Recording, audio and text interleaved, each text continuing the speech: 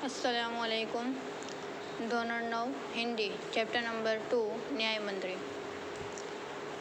न्याय मंत्री पाटना के लेखक है श्री सुदर्शन। जन्म सन 1896 में, निधन सन 1968। सुदर्शन जी का मूल वास्तविक नाम बद्रीनाथ शर्मा था। का जन्म 1896 में ईस्वी सन पंजाब राज्य के सियालकोट नामक स्थान में हुआ था। बचपन में ही अपनी कहानियाँ लिख कर प्रारंभ किया था।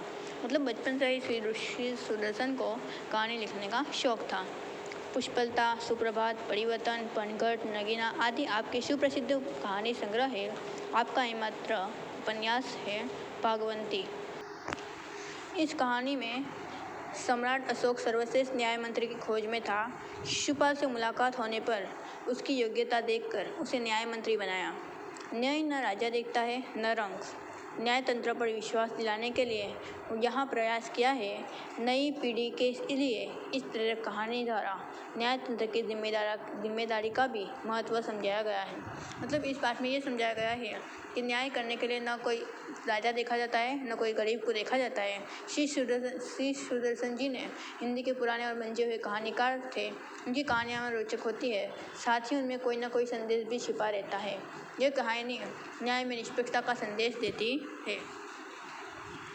कि पाठ का सार है कि एक दिन शाम का समय अंधेरे में शिशुपाल ब्राह्मण के घर एक युवक आए थे।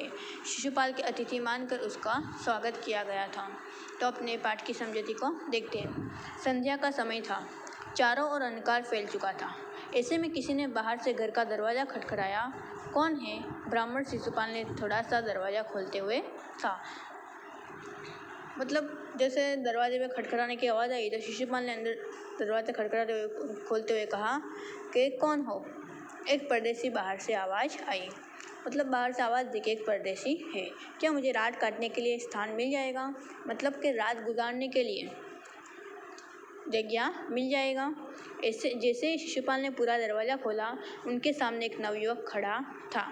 उन्होंने मुस्कुराकर कहा, यह मेरा सौभाग्य है। अतिथि के चरणों से यह घर पवित्र हो जाएगा। आइए पधारिए। अतिथि यानी मेहमान से घर पवित्र हो जाएगा, यानी मेहमान आएंगे तो मेरा घर का महत्व बढ़ जाएगा। इस तरह शिशुपाल पूरा दरवाज़ा खोलते हुए मेहमान की स्वागत विधि करते हैं। अतिथि को लेकर शिशुपाल घर में गए और उनका आदर सत्कार किया। फिर दोनों उस समय की देश की अवस्था पर बातें करने लगे। शिशुपाल ने कहा, आजकल बड़ा अन्याय हो रहा है। परंतु परदेशी इस बात से सहमत न था। वो बोला, दोष निकालना तो सुगम है, परंतु कुछ करके दिखाना कठिन है।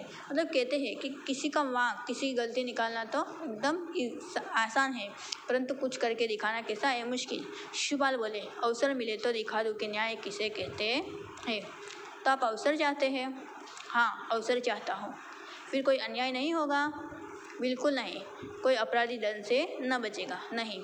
परदेशी ने मुस्कुराकर कहा, यह बहुत कठिन काम है। ब्राह्मण के लिए कुछ भी कठिन नहीं। कौन बोलता है कि वो ब्राह्मण जात के थे तो बोलते हैं ब्राह्मण के लिए कुछ भी कठिन नहीं। मैं न्याय का डंका बजाकर दिखा दूंगा। परदेशी धीरे से मुस्कुराए पर कुछ न बोले। फिर कुछ देर बाद वे सो गए। सुबह उठकर परदेशी ने शिशुपाल को धन्यवाद देकर उनसे विदा ली। कुछ दिनों बाद शिशुपाल के घर कुछ सिपाही आए और उन्हें दरबार में चलने के लिए कहा। शिशुपाल सहम गए। वे समझ नहीं सके कि सम्राट ने उन्हें क्यों बुलाया है। वही उस परदेशी ने तो सम्राट की झूठी सच्ची शिकायत तो नहीं कर दी ना। मतलब उस समझते कि वो परदेशी आया था तो कहीं मेरी झूठी सच्ची शिकायत तो नहीं कर दी ना। दरबार में पहुंचकर शिशुपाल का कलेजा धड़कने लगा जब उन्होंने देखा कि परदेशी सम्राट अशोक है। मतलब जो परदेशी आए थे घर पे, तो वो कौन था? सम्राट अशोक ही थे। सम्राट बोले, ब्राह्मण देवता, मैं आपको न्याय का अवसर देना चाहता हूँ। आप तैयार हैं? पहले तो शिशुपाल घबराए, फिर बोले, यदि सम्राट को ही इच्छा है तो मैं तैयार हूँ। मतलब राजा तुम्हारी इच्छा है तो मैं भी तैयार हूँ। बहुत ठीक, कल से आप न्याय मंत्री हुए, सम्राट ने कहा और अपने हाथ से अंगूठी उतारकर शिशुपाल को पहना दी। यह सम्राट अशोक की राजमुद्रा थी। राजमुद्रा मतलब राष्ट्र की निशानी, राज शासन की निशानी। अब शिशुपाल न्याय मंत्री थे। उन्होंने राज्य की समुचित व्यवस्था करना आरंभ कर दिया। उनके सुप्रबंध से राज्य में पूरी तरह शांति रहने लगी। किसी को किसी प्रकार का भय नहीं था। लोग दरवाजे तक खुले छोड़ जाते थे। चारों तरफ न्याय मंत्री, सुप्रबंध और न्याय को धूम मच गई थी। मतलब ऐसी व्यवस्था थी, एकदम अच्छी तरह व्यवस्था की थी कि कोई चोरी भी करने आ सकता नहीं था। एकदम व्यवस्था एक आयोजन पूर्वक की गई थी। तो इधर अपना आज का पाठ इधर पूरा करते हैं। दूसरा पार्ट अपने आते पीरियड में देखेंगे।